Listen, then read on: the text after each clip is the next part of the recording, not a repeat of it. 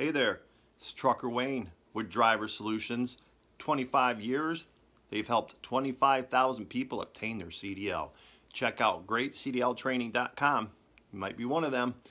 So on my Trucker Wayne page, I was asked what to do, what video would you like to see me do, if I can get that out of my mouth.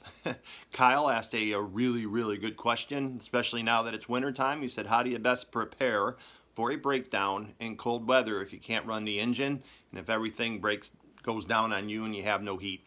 I've had this happen to me before in extremely cold weather, and it was at night, and it was really important that you are prepared, because if it does break down on you and you have no heat, you have to be able to survive out there for a while, especially if it's a really cold weather and maybe in a snowstorm situation if you go cross country.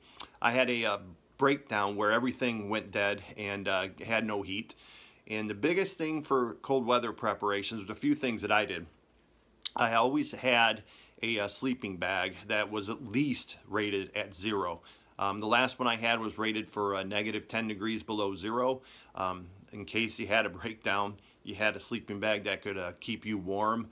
And then I also had plenty of blankets as well. Here's another thing that I don't know if you think about this kind of stuff, depending. Now, when I broke down, it took them 4.5 hours to get to me, and it was cold. I think it was like -2 degrees below 0.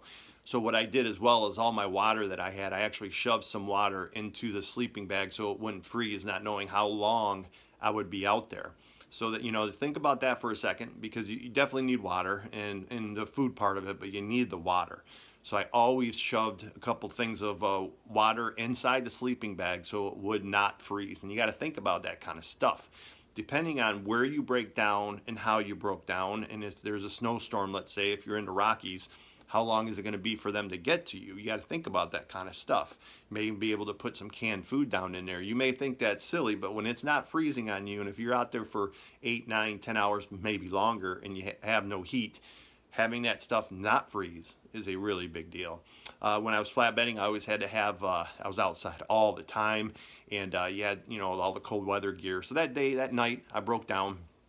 I actually put on my winter gear and bundled up in the sleeping bag, and it was cold. It got really cold, but get in there in that sleeping bag and bundle up, and I was fine.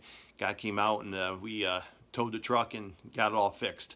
But that could have been a really bad situation if you're not ready for winter. Okay, make sure you have all the winter gear, especially if you're dry van.